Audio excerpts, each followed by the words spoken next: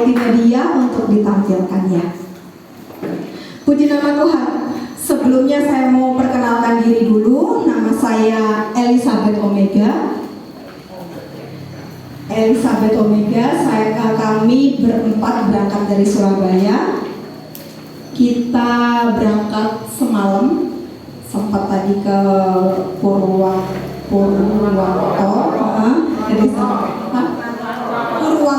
ke gereja itu Desa Purwantoro dengan Bapak Yusuf, dan ternyata di sini ketemu sama Bapak Yusuf juga gitu.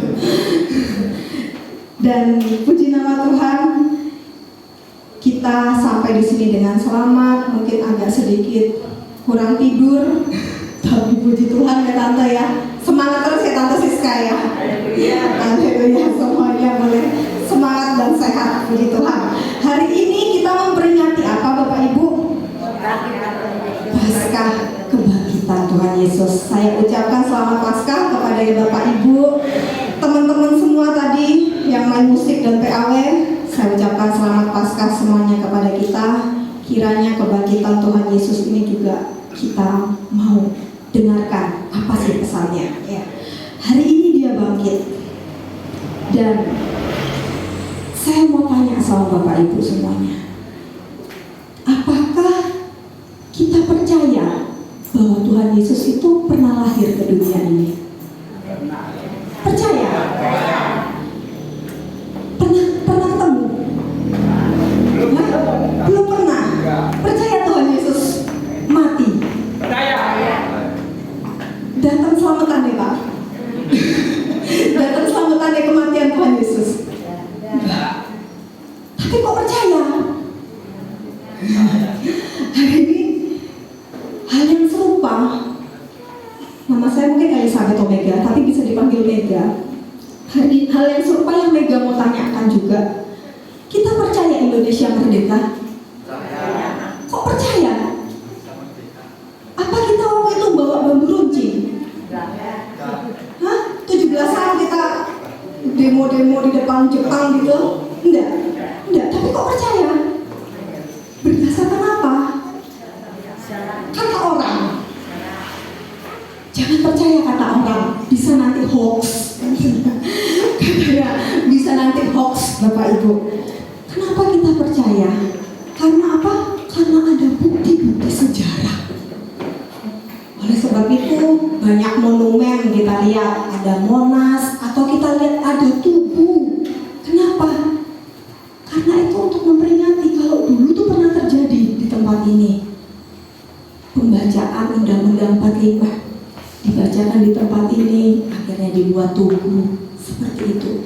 Demikian juga kelahiran Yesus, kematian Tuhan Yesus, dan kebangkitan Tuhan Yesus. Kita nggak bisa berdebat dengan orang yang tidak mempercayainya berdasarkan apa? Alkitab kita.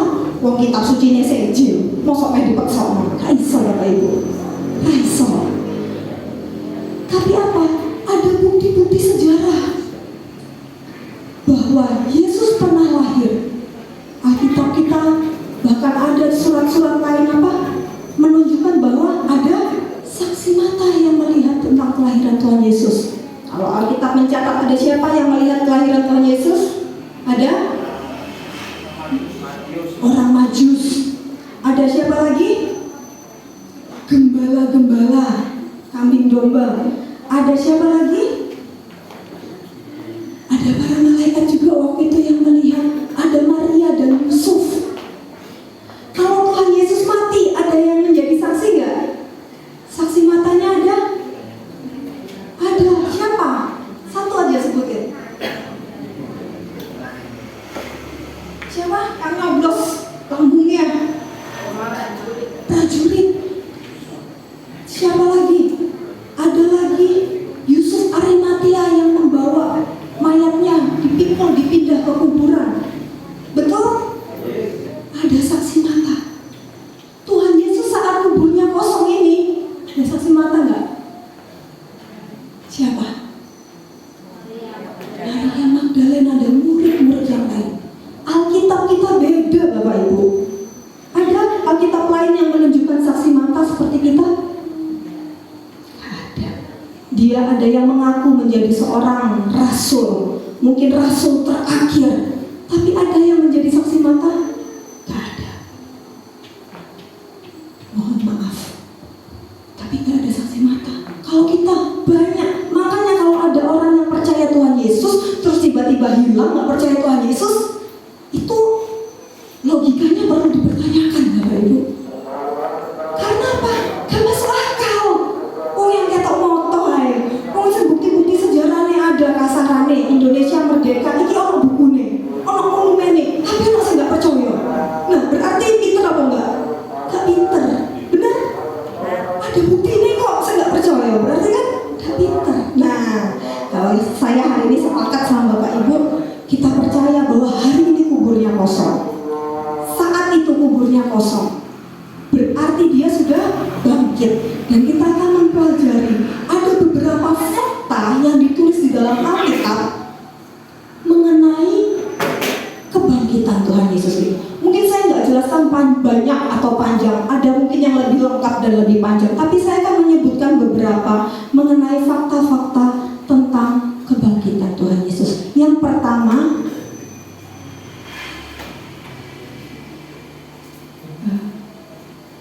colokannya tadi udah dicolok belum ya? Oh, sudah. Oh. Gerak nggak ya?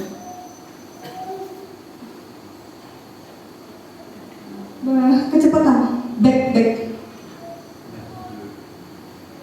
Nggak connect ya? Tapi colokannya nancap. Oh, nanti kejauhan. Bisa minta tolong mundur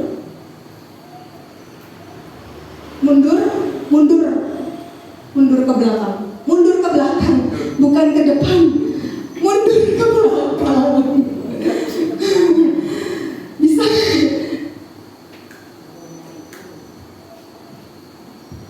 Tolong sebentar.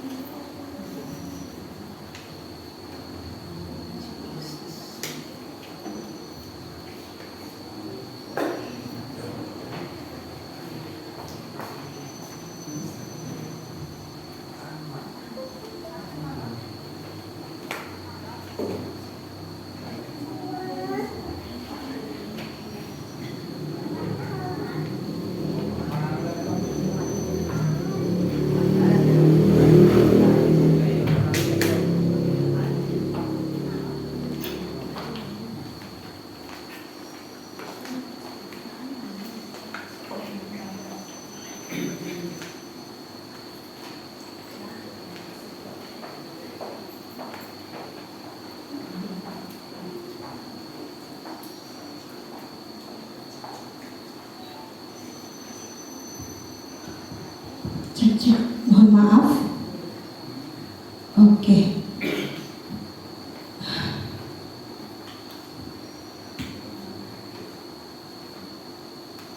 Bisa tolong digerakin aja pelan-pelan ya.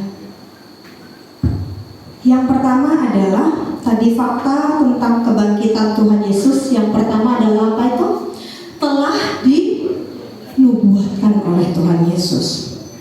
Pak, Bu, kalau hari ini kita percaya Tuhan Yesus dan kita sudah melihatnya ini, kadang kita merasa, loh, kok murid-murid ini gak percaya sama Tuhan Yesus? Padahal Tuhan Yesus kan sudah ngomong, sesungguhnya murid-murid pada saat menjalaninya itu gak ngerti.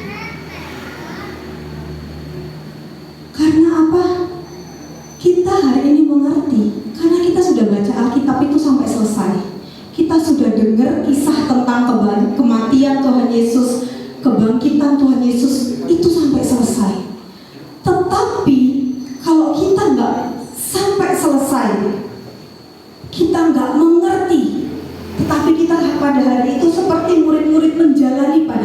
itu, maka kita akan sama seperti murid-murid, gak ngerti apa-apa. Nol botol. Apa yang dikatakan Tuhan Yesus yang saat itu kita pikir nubuat, kita gak ngerti. Berikutnya, ayat apa yang dikatakan oleh Tuhan Yesus pada saat itu? Kita mau baca bersama-sama dalam Yohanes 2 ayat yang ke-19. Yohanes 2 ayat yang ke-19. Kita baca bersama-sama ya. 2, 3. Jawab Yesus kepada mereka, "Bahwa mereka ini dan ketika hari aku akan membedakan kembali."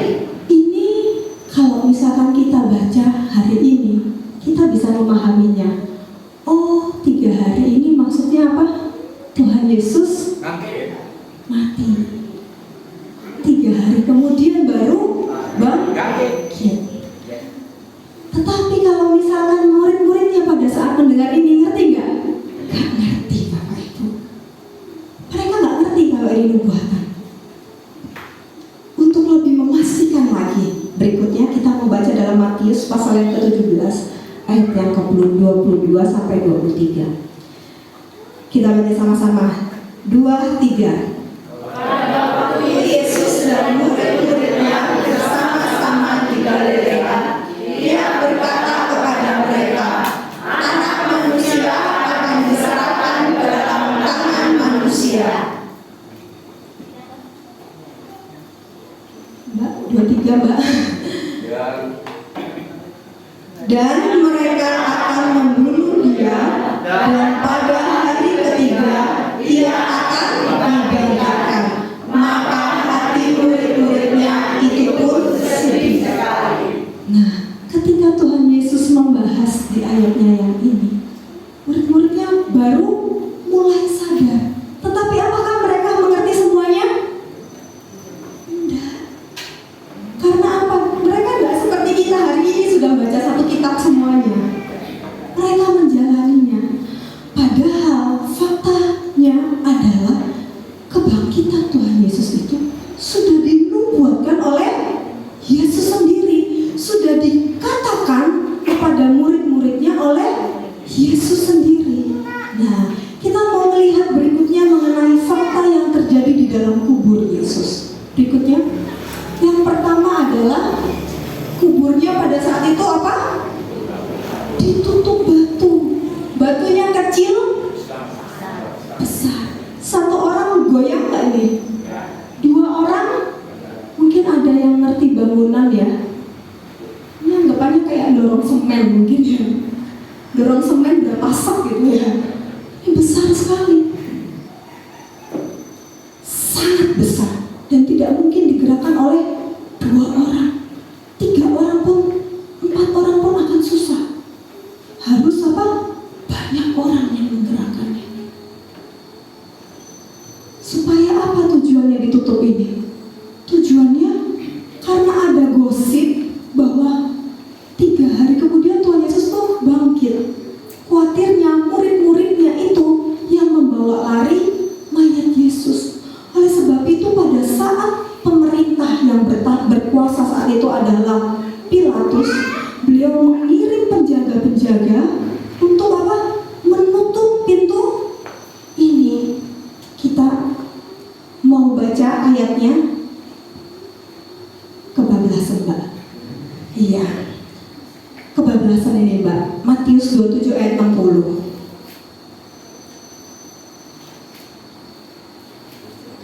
Kebablasan.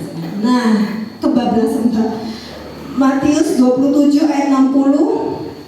Nah, kita baca sama-sama. 2, 3. Lalu membaringkannya di dalam kuburnya yang baru, yang digalinya di dalam bukit batu, dan sesudah menggulingkan sebuah batu besar ke pintu kubur itu, pergilah ia.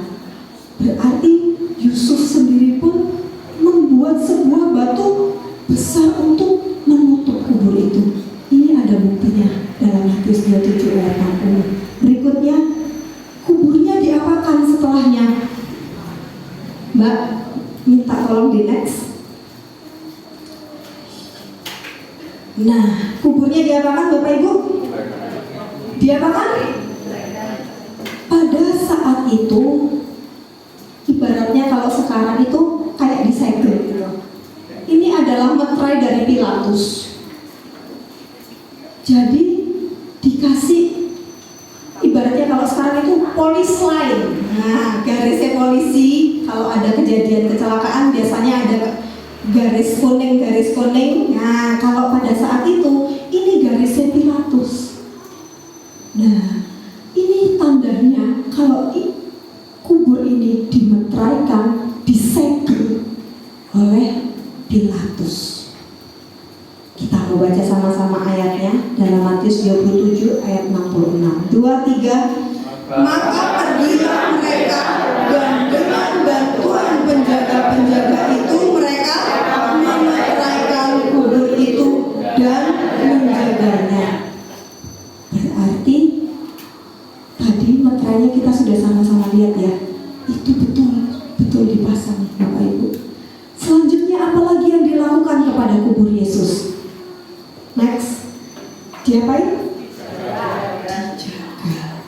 Sudah diganjel batu yang besar sama Yusuf Arimatea, disegel sama Pilatus, kemudian dijaga.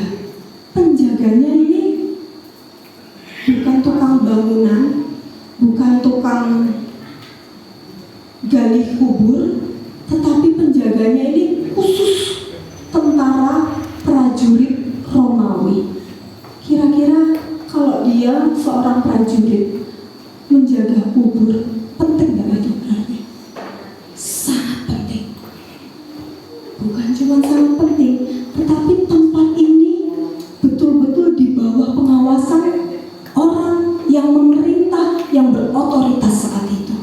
Kita mau baca sama-sama ayatnya dalam Matius 27 ayat 65. 2, 3. kata Pilatus kepada mereka, ini penjaga-penjaga bagimu, pergi dan jagalah kubur itu sebaik-baiknya. Berikutnya next. Jadi yang pertama kira-kira gambarnya seperti ini. Sudah ditutup batu, terus diapain lagi? Dimeteraikan, terus diapain lagi? Dikirim penjaga. Ini yang dilakukan oleh Pilatus dan para orang-orang yang berkuasa saat itu terhadap kubur Yesus. Ini fakta yang terjadi pada saat itu, bahwa itu ketat banget penjagaannya gitu. Lalu apa yang terjadi pada hari H kebangkitan Tuhan Yesus di kubur itu? Yang pertama apa? Gempa bumi. Supaya saya tidak dibilang asal nyomot, nanti kita sama-sama baca ya ayatnya ya. Selain gempa bumi, ada yang lagi yang berikutnya terjadi, yaitu malaikat apa? Menggulingkan batu yang besar itu. Kita sama-sama baca ayatnya di berikutnya, Matius 28 ayat 2. 2, 3. Maka terjadilah gempa bumi yang hebat, sebab seorang malaikat Tuhan turun dari langit dan datang ke batu itu dan menggulingkannya, lalu duduk di atasnya. Tahan dulu, Pak, Bu, saudara semuanya, teman-temanku. Yang menggulingkan kubur pada saat itu apakah gempa bumi? Bukan. Betul, fenomena alam, ada kejadian alam yang luar biasa di kubur itu sehingga terjadi gempa bumi yang dahsyat. Betul, ada gempa bumi yang hebat. Tetapi yang menggulingkan batu itu adalah seorang malaikat. Bukan karena kejadian alam. Oh, kebetulan, bukan. Tadi kita sudah sepakat sama-sama ya. Batunya itu besar apa kecil? Besar. Bisa didorong oleh 2 orang? Tidak, harus rame-rame. Sedangkan saat itu dijaga. Gak mungkin keroyokan murid-murid buka batu itu, gak mungkin. Tetapi ada kekuatan, ada orang lain, pribadi yang lain, yaitu malaikat turun untuk membukakan, menggulingkan kubur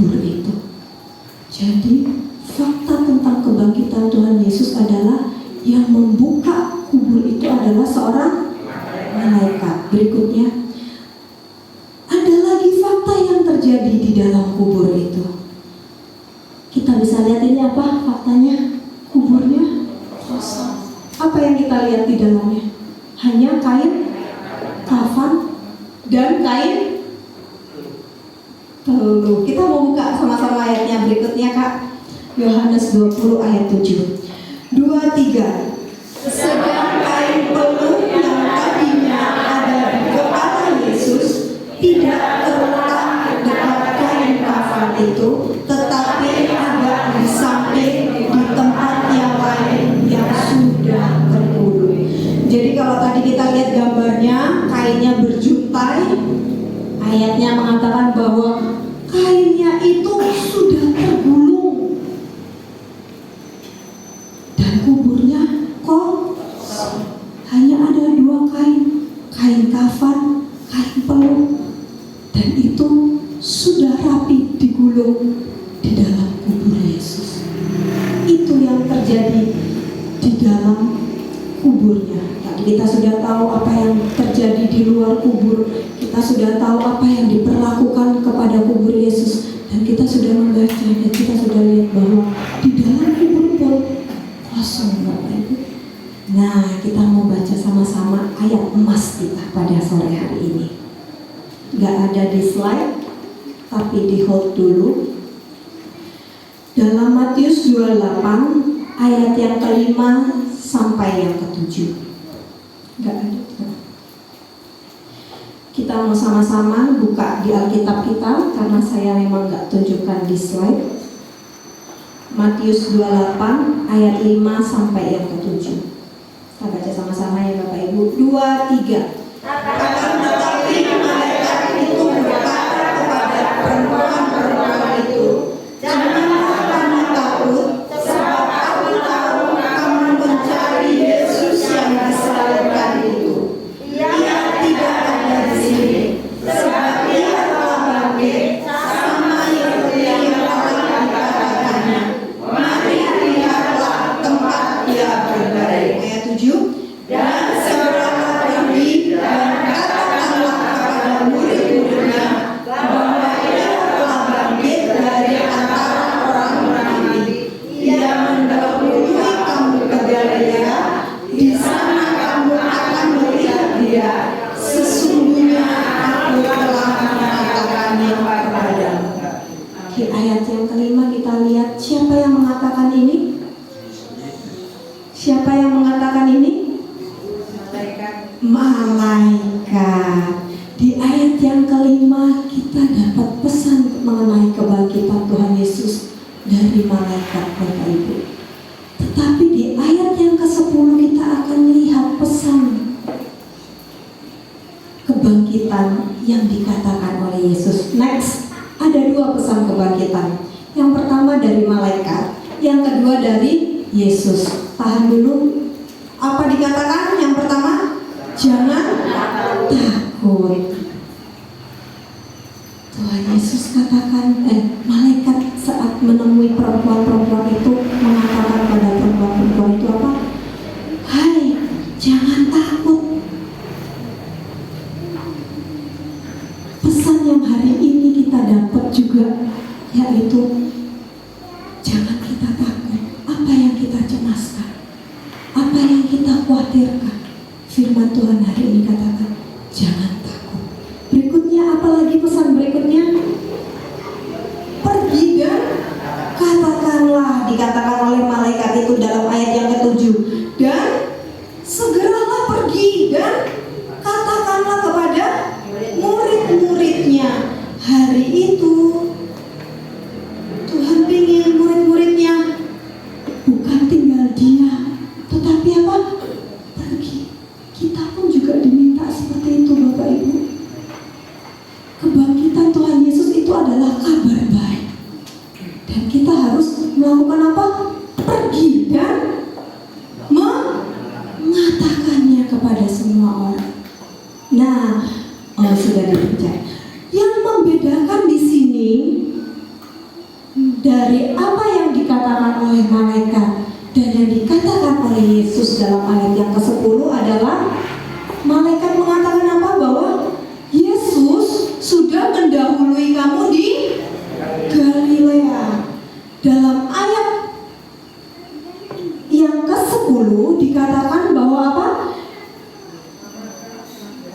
Maka kata Yesus kepada mereka, Yesus mengatakan apa yang pertama? Jangan takut. Kemudian Yesus katakan apa lagi? Pergi dan katakanlah kepada saudara-saudaraku supaya mereka pergi ke Galilea dan di sanalah mereka akan melihat aku. Pesan dari Yesus pada sore hari ini adalah apa? Di sana ada Yesus. Malaikat katakan, Dia yang hari ini kamu cari gak ada. Dia sudah mendahului. Dan Yesus katakan apa? Aku sudah di sana. Nah, kita mau cari tahu satu persatu. Apa sih ini jangan takut? Next. Oke. Jangan takut itu apa? Bapak Ibu bisa baca bersama-sama dengan saya. 2, 3. Suatu perasaan cemas berlebihan, padahal belum tentu. Seorang yang takut itu dia itu khawatir, cemas, kepikiran, aduh anakku wis makan oboro, aduh iki wis ono sing ngepel oma oboro, aduh iki arek-arek ditinggal di oma iso apa enggak. Padahal apa? Anak wis gerang, nek luwe yo pasti mangan. Anak wis gerang, nek wis wayahe omane rusuh yo apa diresiki dipel. Nah, kadang rasa ketakutan itu apa? Suatu perasaan cemas yang berlebihan. Kita cemas kepada orang yang kita sayangi secara berlebihan. Bojoku iki apa enggak mulai-mulai, biasane wes wayahe mulai jam sakmene, iki apa mampir nandi, apa dolen nandi, apa kadang kita mikir siapa yang ngomong gitu ya, perasaannya benar, belok nandi iki bojoku. Nah, padahal apa dikatakan belum tentu jadi, belum tentu belok Ibu. Nah, tapi wes apa? Wes kadang dhisik, wes khawatir, wes cemas. Nah, hari ini firman Tuhan katakan kepada kita apa? Jangan takut. Jangan takut. Kita punya Tuhan yang Yesus. Dia sudah lahir. Tuhan Yesus sudah lahir. Tuhan Yesus sudah menjalani kehidupannya sebelum kita. Bahkan dia memberikan teladan dalam kehidupannya kepada kita. Kemudian apa? Tuhan Yesus sudah mati. Dia pergi turun ke alam maut. Dia tahu seperti apa kematian itu. Bukan hanya sampai berhenti di situ, tapi dia selanjutnya apa? Percaya enggak? Karena ada apa? Bukti. Betul? Betul. Jadi kalau hari ini kita percaya sama Tuhan Yesus, kita hari ini sudah lahir ke dunia, betul? Saat ini kita sedang menjalani apa? Kehidupan kita. Kalau sudah selesai waktunya, hidupnya sudah selesai, berarti kita apa? Mati. Kok pelan suaranya? Kalau sudah selesai menjalani kehidupan, berarti sudah waktunya mati dipanggil Tuhan. Sama seperti Tuhan Yesus sudah menjalani kematian. Berikutnya apa lagi yang akan kita alami nanti? Rohnya bangkit. Kita akan dibangkitkan. Amin. Haleluya. Perlu cemas? Perlu takut? Kenapa? Yang di depan kita sudah mendahului kita. Adik-adik katakan apa? Tuhan Yesus sudah mendahului kita. Dia sudah ada di sana, di Galilea kalau tadi dicatat. Berikutnya, pesan yang berikutnya, satu kali pencet aja, jangan 2 kali. Iya, begitu cara mainnya. Nah, yang berikutnya dikatakan apa? Pergi dan katakanlah. Yang pertama disuruh adalah pergi. Pergi di sini itu sama seperti beringsut. Ada yang tahu beringsut, Bapak Ibu? Belum. Seorang. Waduh, apa ini? dari Pak Karno nih. Nah, pergi itu sama seperti beringsut itu gini, seperti saya, posisi saya di sini ya. Kemudian saya beringsut nih.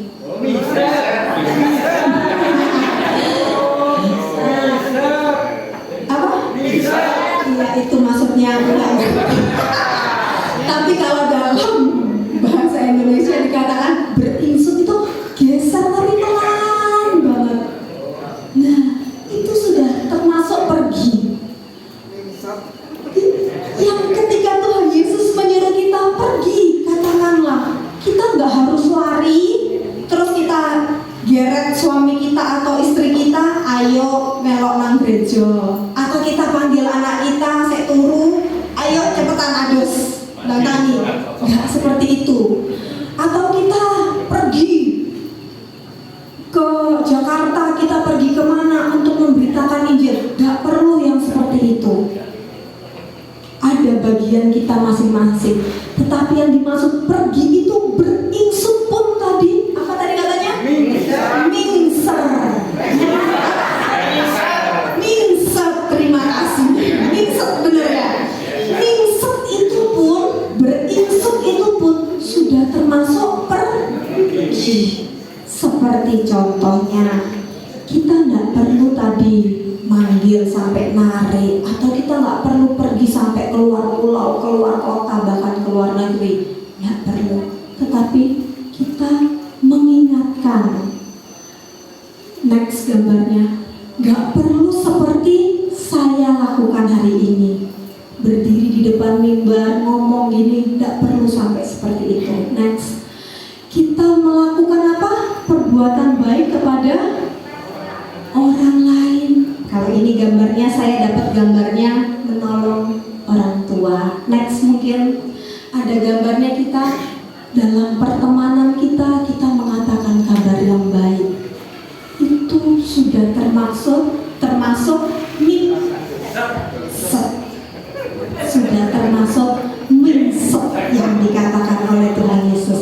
Pergi, katakanlah dengan perkataan kita, dengan tindakan kita yang kita lakukan kepada teman-teman kita, kepada orang yang lebih tua, kepada anak kecil yang lebih muda daripada kita mengingatkan mereka, kita mengasihi mereka, kita menolong mereka. Susah enggak pergi itu? Kalau mungkin dalam hal simpel, dalam hal pelayanan, Pak Bu Mega saya ini itu orang yang paling malas untuk berdiri di mimbar. Percayalah, ada saksi mata dan bukti nyata yang akan menyaksikannya, yaitu kedua orang tua saya. Jangankan disuruh membawa firman renungan seperti ini, saya disuruh untuk memimpin pujian seperti bro tadi, itu saya nggak suka sama sekali. Saya selalu bilang sama orang tua saya yang juga pelayan Tuhan, sudahlah, saya dukung saja dari belakang musik itu, saya bilang. Supaya apa? Supaya tidak terlihat ketutupan sama alat musik. Semakin tinggi alat musik, semakin baik, gitu kan. Males banget. Tetapi ketika saya tahu bahwa gak bisa sembunyi di belakang keyboard saja, ternyata saya harus mingset, gitu. Saya harus beranjak dari zona yang saya nyaman tadi, yaitu apa? Mulai maju ke mimbar, meskipun setiap kali dimintain tolong harus berdiskusi yang panjang. Gak usah lah, nyang-nyangan ngono ibaratnya, nyang-nyangan ngono, wis ra usah ono sing liyane, suaraku fales, ra iso nyanyi. Nah, kayak ngono kira-kira. Gak bisa kayak bro tadi yang begini-begini, gak bisa saya. Apalagi ketika saya harus mingset lagi untuk membawakan firman Tuhan, negosiasinya nyang-nyangane raiso sadino, raiso rongdino tahunan. Jadi kalau misalkan semuanya bisa melihat saya berdiri di tempat ini,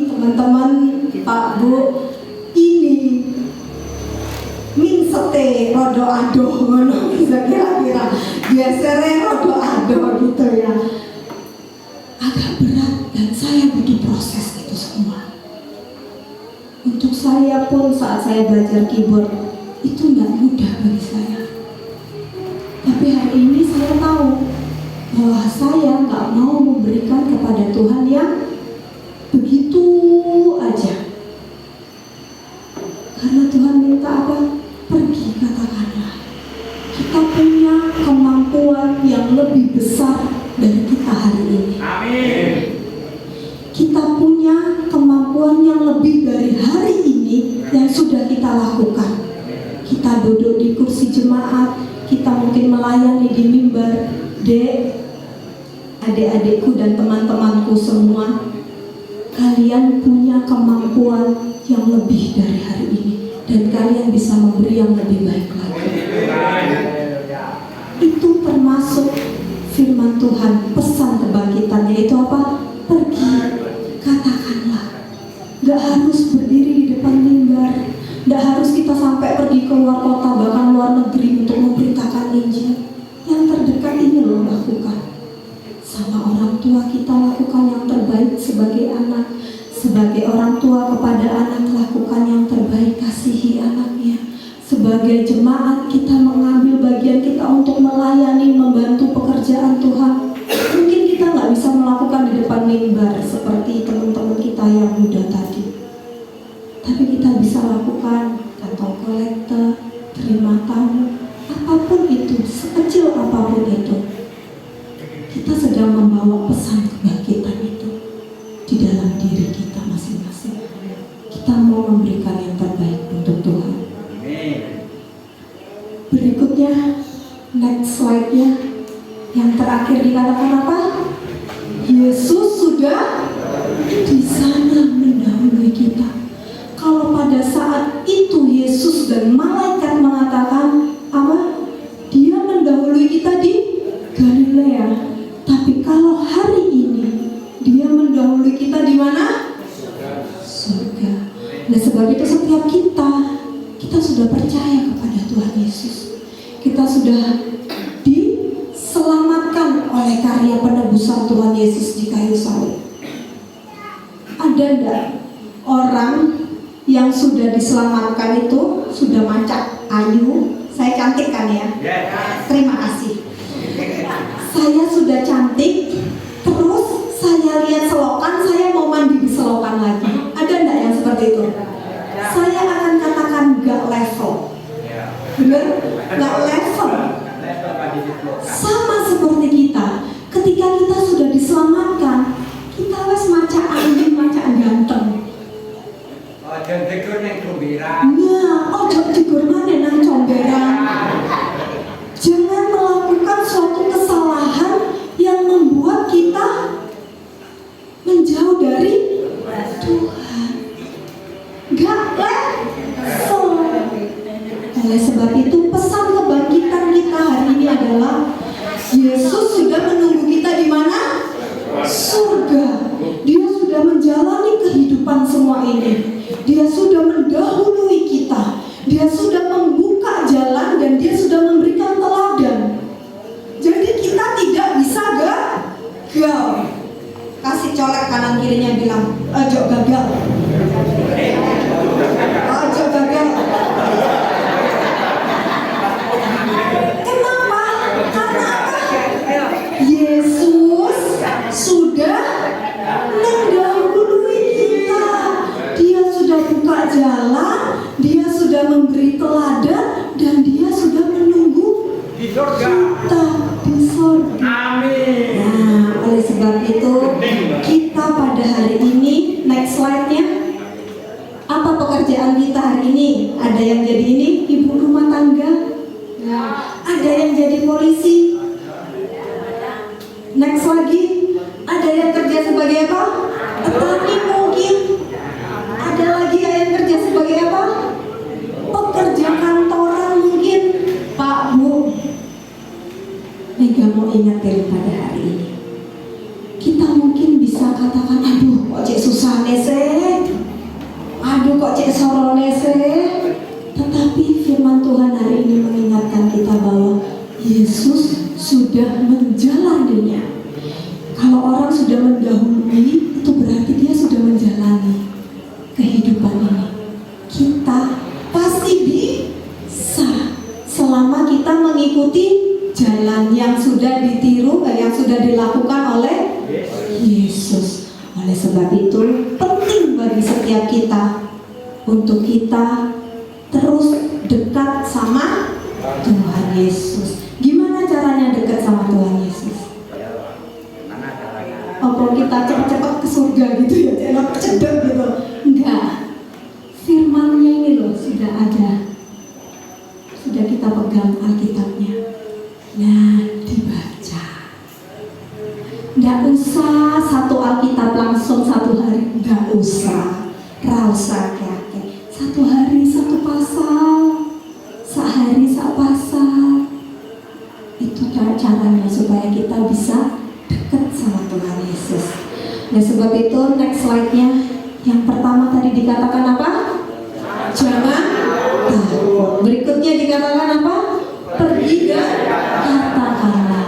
Yang terakhir dikatakan dia. Nah, Yesus sudah di sana mendahului setiap kita. Jangan cemas, jangan khawatir sama apa yang kita sayangi, sama apa yang kita miliki. Kita khawatir menjalani kehidupan, kita khawatir anakku menemangan lompong. Berusaha, berdoa, bekerja. Yesus sudah menjalani, kita pasti bisa melewati semuanya. Amin. Firman Tuhan tidak saya perpanjang.